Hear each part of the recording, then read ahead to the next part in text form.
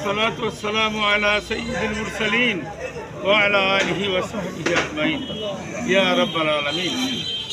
আল্লাহ ঈদের খুশি আল্লাহ উদযাপন করতে না করতেই আমাদের কিছু ভাইয়ের উপরে তোমার পক্ষ থেকে পরীক্ষার একটা ফরক নেমে এসেছে। ইয়া আল্লাহ ইয়া রাব্বাল আলামিন, এই পরীক্ষায় যে সমস্ত ভাইয়েরা সম্মুখীন হয়েছেন তাদেরকে ধৈর্য ধারণের তৌফিক দান করো।